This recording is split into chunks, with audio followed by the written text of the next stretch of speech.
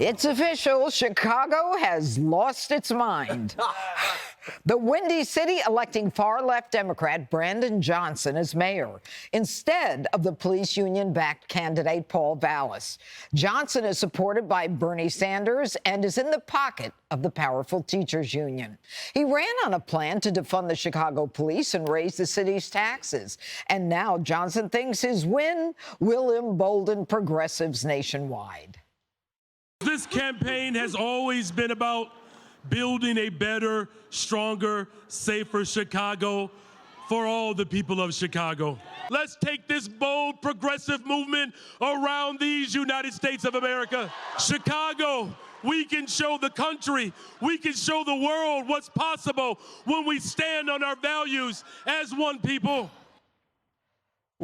It couldn't come at a more dangerous time. There were 4 Chicago shootings on Election Day yesterday, and total crime is up a whopping 46% so far this year. His plan to take on Chicago's crime crisis?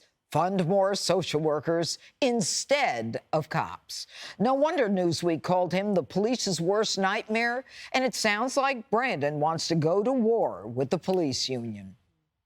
We tend to limit our conversations around toughness and more police officers, and what has been proven over and over again, that is not a recipe for absolute success. What the Fraternal Order of Police leader has said, that doesn't necessarily reflect the values of the city of Chicago. Police officers are showing up to 911 calls, responding to domestic challenges that, quite frankly, should have a mental health support person there that leads that interaction. You know, I have to say this before I ask the question. He just said responding to domestic challenges. A domestic violence call is the second most dangerous call a police officer can respond to, and he wants to send a social worker. So from there, I'll go to you and ask you, I mean, why would Johnson make defunding the police, Brian, a priority in a city that is overwhelmed with crime? And so many people have backed off that statement over the last 2 years. Outside one, Congresswoman Bush over in Missouri. But he was quoted, the union quoted as saying this: if we do not get Paul Vallas elected, there will be a major exodus from that group who will not work for a bigger anti-police mayor than the current one, and that's what he is. This is the only thing down is shootings and murders slightly. Everything else is up in Chicago. So we're going to see. Now, by the way, has anyone asked a healthcare worker if they want to go to a domestic dispute? Oh. You pretty much go to all this schooling to sit in office and charge everyone way too much per hour. Now, all of a sudden, it's like, oh, the officer called. We need you to go to Avenue Q because there's a domestic dispute. I'm pretty sure they don't want to be in the back of a police car. And we're going to see. We're going to see if this experiment. But now that he's got the keys to the car, we're going to see how his thoughts about policing come to fruition. My sense is within 6 months, he's going to have a major turnaround. Oh, there's no question. Police are going to be leaving like crazy. Right. There's no reason to have to change his approach. There. Yeah. All right. So, Dana, I'll go to you. Now, 62% of Johnson's funding has come from the teachers' unions. Why are they working so hard to keep a Democrat in office, given the state of the inner city schools? And let me just say, Chicago Public Schools got $2.8 billion. They've spent $1.5. That's a little more than half. Yeah, I read somewhere today, somebody said the new boss in town is the Chicago's teachers union. Yeah. And so, okay, fine. I'm just trying to think, does this new guy who won the election, does he deserve a period, like a honeymoon period, a benefit of the doubt? And I want to say yes, but my heart says no.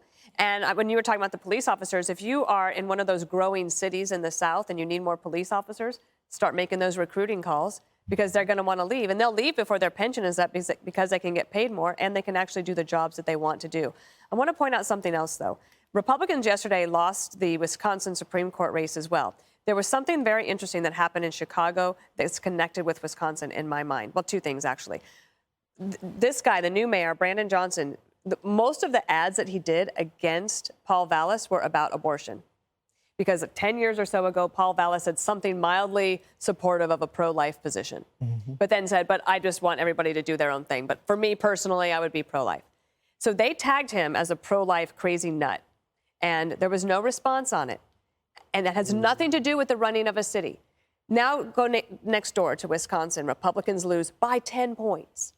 Now, they won a lot of the conservative ballot issues, the issues that are on the ballot, but the candidate on the Republican Supreme Court case, he lost by 10 points. And Republicans used to be able to count on their voters turning out in the midterms.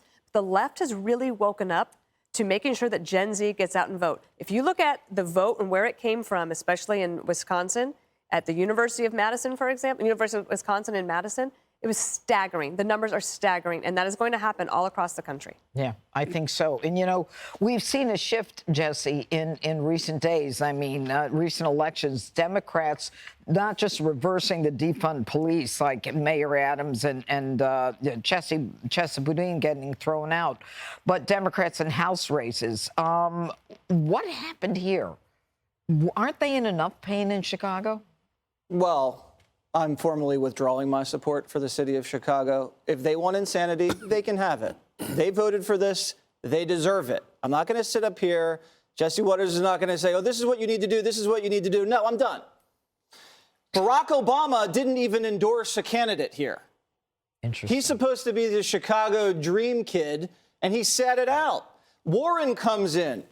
Bernie comes in, endorses the kook wins, and Barack's in Hawaii smoking a cigarette.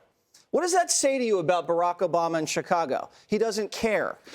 It's a political machine in that city. The Chicago Teachers Union is the muscle. They're the second largest teachers union in the country. And if you give the union 2 weeks early voting to drum up support for the kook's going to win. And it's not even close. They can harvest. They can do whatever they need to do. And I'm sorry, I am canceling my next trip. Really? And I'm not a boycott guy. Unless you're getting a speech there. Then Unless they pay me. Yeah, if they pay you. You know, Barack Obama has a library in that city. They broke ground? we're going to talk about that. All right, Harold. Go ahead. No, it's your segment. It is? Yes. Okay. Kim Foxx told people that she should support Brandon Johnson. And the crazy part of it is everything is an illusion. She's a DA, and he is the guy who's going to save everybody. And people are not who they say they are, and the people of Chicago don't care. I know Paul Vallis, when he went and turned the school system around there and in New Orleans, and I believe he spent some time in Philadelphia. He's one of the more respected and big thinkers in the Democratic Party. I thought he was going to win this race. Dana's point, I think, is the point. As you think about this politically and you zoom out and you think about national elections and other statewide elections, abortion, and I would argue he ran ads showing that Paul Vallis was linked to Betsy DeVos and other that Trump supporters were supporting Paul Vallis. Paul Vallis lost by 15 or 16,000 votes. That issue is going to be a serious one. I root for this city still. I love this. I love the city of Chicago. I have family in Chicago. My godson lives in Chicago. My best friend from high school lives there. I want to give this guy the benefit of the doubt. I hope he understands that if he does not turn around this crime issue, if his ideas don't seem to work and don't resonate, I hope he has the agility and nimbleness to change. Because we have to root for him, because these kids, we have a Fox News contributor who lost a family member there in Chicago, who I've seen speaking speaking very eloquently over the last several hours on the network. He has a very strong theory of the case. For his sake and for every kid's sake in Chicago, I hope that this mayor, if his plans work, I hope we give him kudos. And if they don't work, I hope he has the capacity and ability to say, I was wrong, and here's what I got to do differently. You know what? We can't wait another year. More people being killed, carjacked, and everything else. There's nothing that he talks about that will be effective in fighting crime, period. Let's hope we're wrong. I'm not wrong on that. Hey, Sean Hannity here. Hey, click here to subscribe to Fox News YouTube page and catch our hottest interviews and most compelling analysis. You will not get it anywhere else.